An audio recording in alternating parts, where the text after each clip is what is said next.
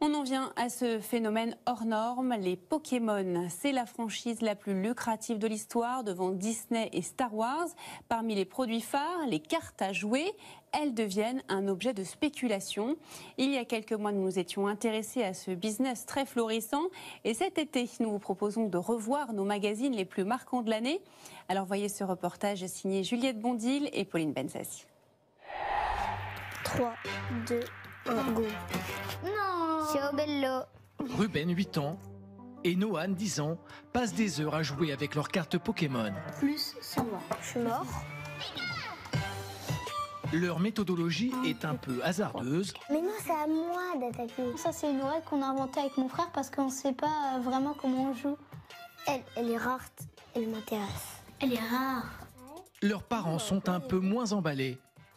Moi j'ai l'impression de me faire arnaquer à chaque fois, je pense que vous trichez tout le temps. Et du coup, c'est les enfants qui comprennent ce qu'on dit et pas les adultes. Ah, c'est un autre monde.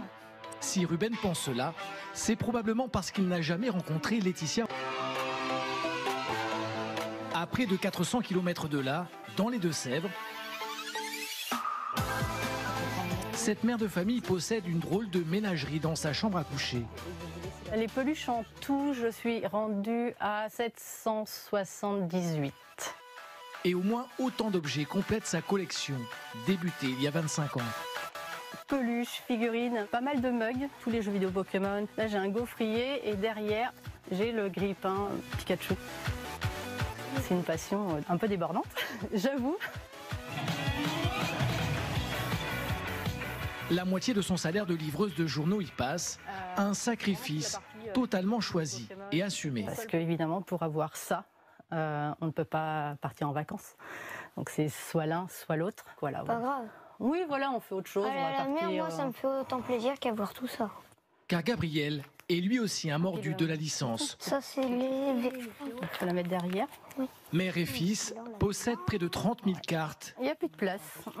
La France compterait 100 000 collectionneurs d'objets Pokémon. Et parfois, les collectionneurs tournent aux spéculateurs. Depuis quelques mois, les prix de certaines cartes atteignent des sommes folles. 75 000 € pour celle-ci vendue en France. 1 163 000 € ce coffret vendu en Grande-Bretagne. Sur le site eBay, référent sur ce marché, les ventes de cartes Pokémon ont bondi de 574% en 2020. Résultat, les salles des ventes s'y mettent aussi. À Paris, Richard Richarté a décidé de se séparer de son catalogue complet.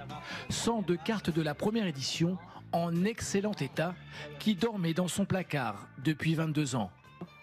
C'est peut-être la dernière fois que je vais le feuilleter. C'est ma jeunesse qui revient, quoi. Finalement, je vais peut-être pas les vendre. Je repars avec. Trop tard. Car les enchères commencent, mise à prix 30 000 €. 30 000, c'est parti. 34 000 €. 36 000. 42 800. Une fois. 42 000. Deux fois. 42 800. Adjugé pour cet album Pokémon. Vous pouvez applaudir. Bravo. Le nouveau propriétaire de Pikachu, Dracofeu et les autres, est un homme d'affaires français de 70 ans. Des sensations quand même d'entendre les enchères qui montent. Je vais pouvoir me faire un voyage, je voulais partir en Inde et donner un peu d'argent à ma fille. Face à cette Pokémania et ses enjeux de plus en plus grands, il y a 2 ans, à Limoges, une nouvelle société a vu le jour. Bon, David, il y a Chronopost qui est passé. Il faut rouvrir. David et Romain sont 2 passionnés. Ah là là, ça c'est très rare. Hop, j'espère qu'il est en bon état. Hop. Oh oui, c'est beau. Eux-mêmes collectionneurs, ils traquent aussi les bonnes pièces pour les revendre. Ah, regarde. Un particulier vient de leur confier cet item, un coffret encore scellé. Avec le prix de l'époque, qui était de 15 €. Ça fait rêver? Ça fait rêver. Sachant que... Aujourd'hui, on dépasse les 2500 € allègrement. Mais pour bien se vendre, les produits doivent être rares et en parfait état. Exemple avec ce Fenard, première édition.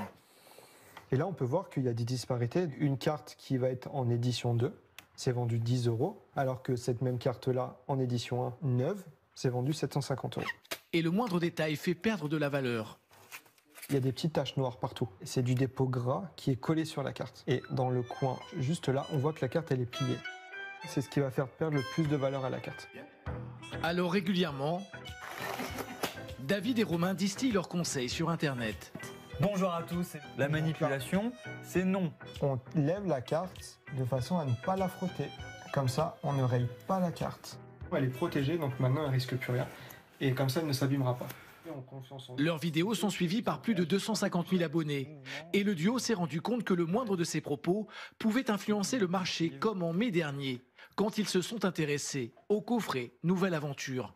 On se trouve dans les 400 € pièce, qui pour moi restent sous-cotés. Son prix a été multiplié par 2 48 heures après la sortie de notre vidéo. Et nous, on s'est dit aïe. Depuis, ils font beaucoup plus attention. On peut parler de prix, on dit bah voilà, aujourd'hui sa cote c'est tant. Mais si on dit c'est trop bas, les gens vont se ruer dessus. Si on dit c'est trop haut, les gens vont vendre moins cher. Ça va influencer le marché et c'est absolument pas ce qu'on souhaite. À la semaine prochaine.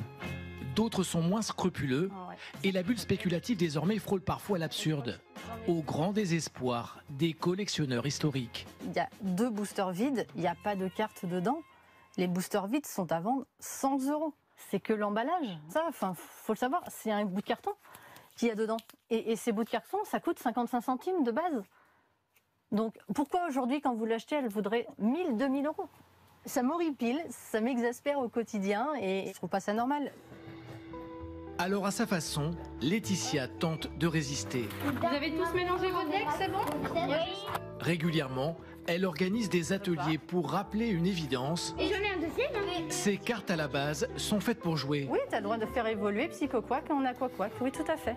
Et selon elle, leur meilleur pouvoir, c'est encore celui de générer des souvenirs d'enfants.